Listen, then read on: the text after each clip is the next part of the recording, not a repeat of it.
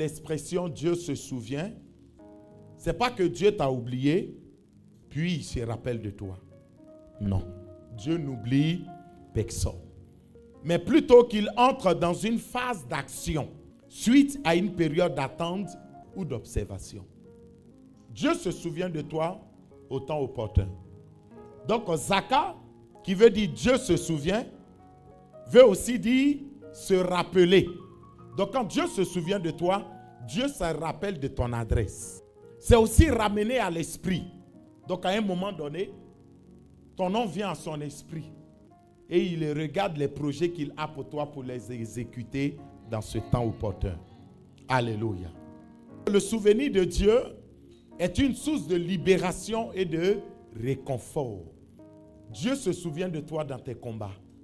Dieu se souvient de ses enfants pour les prendre en charge. Il y a un temps d'observation où Dieu te regarde. Tu as l'impression que tu évolues seul. Tu as l'impression que tu combats seul. Tu as l'impression que tu batailles seul. Mais en réalité, Dieu ne t'a pas oublié. Ses regards sont sur toi. Mais je dis à quelqu'un, il n'attend que le moment opportun. Et quand ce moment opportun arrive, rien ne peut t'arrêter. Vous savez que la vie est faite de saisons, non? Il y a une saison où tu combats, mais il y a aussi une saison où tu remportes la victoire. Donc nous sommes entrés dans une saison où la mémoire de Dieu est réveillée en ta faveur.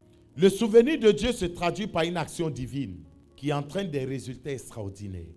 Pourquoi tu cries, Seigneur, souviens-toi de moi? C'est parce que tu veux voir quelque chose. Et quand Dieu intervient, il intervient de façon extraordinaire. Il y a ce qui est ordinaire et c'est ce qui est extraordinaire. Tout le monde obtiendra ce qui est ordinaire. Mais toi particulièrement, à un moment donné, quand Dieu se souvient de toi, c'est-à-dire ce qui arrive à ta vie n'est pas ce que le monde peut produire en toi. Ce que tu réussiras à faire n'est pas ce que, avec tes faibles capacités, tu peux faire. Mais l'action divine vient donner une touche particulière à ce que tu fais maintenant. C'est pourquoi, quand Dieu se souvient de toi et qu'il entre en action, tes résultats sont de grands résultats. Et je dis des résultats remarquables. Et quand Dieu se souvient de toi, ça veut dire que Dieu te met à la une. Vous savez, souvent on est caché. On dit personne ne me connaît, personne ne me voit. Tout ce que je fais, personne n'apprécie. C'est-à-dire, tous mes efforts ne sont pas reconnus et appréciés. Mais quand Dieu se souvient de toi, tu es à la une. Ton témoignage va devenir un film. Oh, et puis écoutez, ils peuvent donner un titre à ce film. De la bassesse à l'élévation. De la boue à la gloire. De la faiblesse à la force. De l'anonymat à la célébrité. Tu ne passeras plus inaperçu. Ils vont tout faire, mais on sera obligé de citer ton nom. Je dis à quelqu'un ce matin, là où les gens font semblant de ne pas te voir, ils te verront. Parce que ça va s'imposer à eux au nom d'eux. Quand Dieu se souvient de toi, tu deviens un centre d'intérêt. Quand Dieu se souvient de toi, tout le monde parle de ce que Dieu fait. Quand l'Éternel a dit à Abraham, je rendrai ton nom grand. Ne commettez jamais l'erreur de chercher à agrandir votre nom de vous-même. Ça peut s'éteindre facilement, comme une feuille de paille. Mais quand c'est l'Éternel qui le fait, de génération en génération, on parlera de ce que Dieu a fait en toi. Dieu veut qu'on parle de lui. Mais le canal, l'instrument qu'il choisit pour qu'on parle de lui, c'est toi. Maintenant, je rendrai ton nom grand, c'est pour que les hommes bénissent le nom de celui-là qui a rendu son nom grand. C'est pourquoi Dieu n'aime pas l'orgueil. Quand Dieu se souvient de toi, les anges de Dieu se souviennent de toi. Quand Dieu se souvient de toi, les hommes se souviennent de toi. Tu veux ou tu veux pas. C'est-à-dire, quand tu passes, c'est comme tu as un nouveau déodorant. Cette fois-ci, ce n'est pas Aruna 1, Aruna 2, Aruna 3, mais tu as un déodorant céleste. Vous ne voyez pas que quand la gloire de l'Éternel est sur quelqu'un, son visage rayonne, tu ne passeras plus inaperçu. C'est-à-dire, quand tu arrives, les gens ne comprennent pas, mais ils veulent collaborer avec toi. Tu arrives, les gens veulent être à tes côtés. Donc, quand Dieu se souvient de toi, c'est merveilleux. Les années passées seront oubliées. Quand Dieu se souvient de toi, il te met dans un système de jeu que tes ennemis même ne comprennent pas. Et c'est ce qui est en train de nous arriver. Des personnes de qui Dieu s'est souvenu, leur vie a changé. On a parlé de Rachel. La Bible dit que Dieu les ossa et la rendit féconde. Elle priait, elle criait à Dieu. Mais quand le temps favorable est arrivé, que Dieu s'est souvenu d'elle, Dieu a exaucé ses prières. Je t'annonce que tes prières sont exaucées ce matin. Et quand tes prières sont exaucées, tu ne peux que être fécond. Tu ne peux que être féconde. Deuxième, en Exode 2, le verset 24, il dit, Dieu entendit les gémissements et se souvint de son alliance avec Abraham, Isaac et Jacob.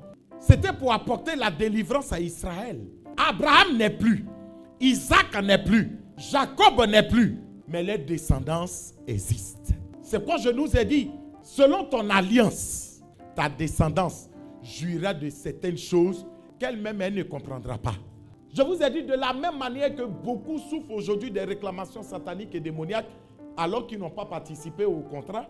C'est de cette même manière que lorsque nous sommes en alliance avec Dieu, cette alliance-là va durer de génération en génération pour faire du bien à tous ceux qui viendront après nous. Pour la base, c'est l'alliance. Si tu es en alliance avec Dieu, tôt ou tard, Dieu se souviendra de tes enfants. C'est pourquoi, écoutez, lorsque nous sommes devant Dieu, tout ce que nous faisons peut être oublié par les hommes, mais jamais par Dieu. C'est quoi les actes que tu es en train de poser aujourd'hui? Ça va te rattraper toi. Ça va rattraper ta descendance. Donc, imaginez, tu t'amuses avec Dieu aujourd'hui.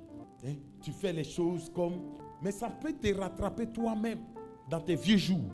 Parce que ce qu'on sème, on moissonne. Et as-tu pensé à ta descendance? Quand je ne serai plus sur la terre, quel est le grand héritage que j'aurai légué à ma descendance? Le grand héritage, je vais vous dire, ce n'est pas seulement l'argent. Parce que vous pouvez leur laisser l'argent, ils peuvent gaspiller ou bien même un oncle à Pasmandi quelque part peut leur ravir ça. Mais le plus grand héritage, c'est de les mettre sur le chemin du Seigneur. C'est de poser des actes aujourd'hui qui vont parler en leur faveur plus tard. Donc sois conscient de tes actes. En Esther 6, le verset 1 jusqu'au verset 3, où l'Éternel permet qu'on se souvienne de Mardochée et qu'on le récompense. Si l'homme n'oublie pas, il dit, je t'ai pardonné, mais je ne vais jamais oublier. Sache que les actes aussi que tu vas poser, des bons actes, Dieu ne va jamais oublier. Je t'annonce qu'il y a des gens, tant qu'ils ne t'ont pas fait du bien, ils perdront le sommeil. Tant qu'ils n'ont pas écouté la voix de Dieu pour s'exécuter en ta faveur, ils perdront l'appétit. Ils n'auront plus de joie, ils n'auront plus de paix. Quelqu'un se réveillera à 5h30. Il t'appelle. Est-ce qu'on appelle quelqu'un à 5h30? Il faut te réveiller à 5h. Il faut te réveiller à 6h pour se souvenir de toi. Regarde toutes ces personnes à qui tu fais du bien. Regarde ces personnes que tu sauves. Regarde ces personnes que tu aides à monter. Même si elles ne sont pas reconnaissantes, toi que tes regards soient fixés sur l'Éternel. Autant opportun, même si ce n'est pas eux qui se souviennent de toi, Dieu attirera d'autres personnes depuis des contrées lointaines pour se souvenir de toi. Dieu a zaqué Anne et il lui a donné un fils alors que Anne était stérile. Souvent quand on est dans une longue attente, Dieu veut se rassurer que quand il te bénira, que tu puisses jouir de ça. Connais Acte 10, 1 à 4. Connais à poser des actes. La Bible déclare que c'était un homme pieux. Il faisait beaucoup d'offrandes. Avec Dieu, apporter, c'est comme si tu étais en train de s'aimer sur une terre fertile et non sur du goudron. Et puis de toutes les façons, si tu ne fais pas d'offrande à Dieu, tu feras l'offrande à quelqu'un. Quand le voleur vient se présenter, il t'exige une offrande. Quand tu passes, et puis tu as seuls 10 000 qui te restent, la terre te réclame une offrande. Et puis ton offrande tombe. Et puis tu t'en vas, tu cherches ton argent, tu ne trouves pas. Même les souris même réclament des offrandes. Tu as gardé ton argent quelque part sous un pain. Et puis quand tu arrives, la souris a mangé la partie où ils ont écrit 10 000 là. Et le diable alors, Malachie dit, il est le dévoreur. Et ce que tu ne donnes pas à Dieu, le diable va prendre. Si tu ne donnes pas à Dieu, quelque chose d'autre va prendre. Problème va prendre. Maladie va prendre. Mais qu'est-ce qu'on a à faire? Qu'on a apporté chaque fois. Et Dieu, autant opportun, s'est souvenu de lui. Les actes divins apportent une touche surnaturelle à ce qu'on a l'habitude de faire. Dieu veut que les résultats soient différents. C'est pourquoi il apporte une touche particulière. La même chose que tu fais, je veux te dire, un seul jour, tu te rends compte, les résultats sont différents. Tu as l'habitude, par exemple, de chanter. Et pendant même que tu chantes, d'habitude, tout le monde dort. C'est là les gens baillent. Les gens sont indifférents. Mais quand Dieu apporte la touche divine, quelque chose se dégage dans le spirituel, envahit l'atmosphère et crée le surnaturel.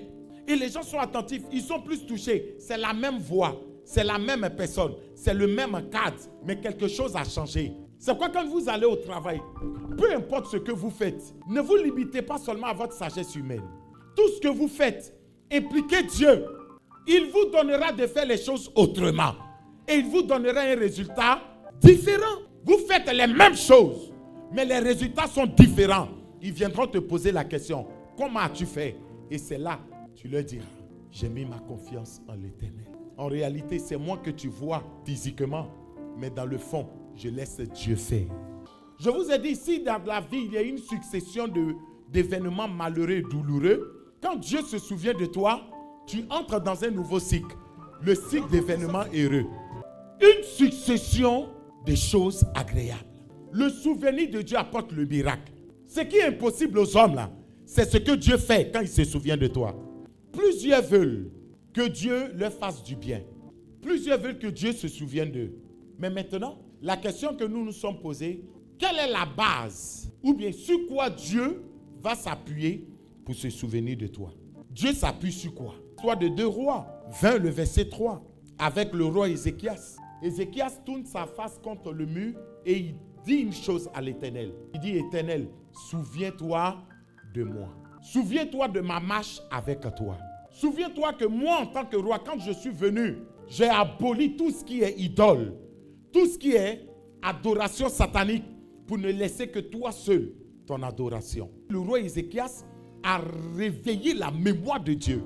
Sur quelle base? La base de ces actes que Dieu a approuvés. Donc quand nous disons, Éternel, souviens-toi de moi, fais attention.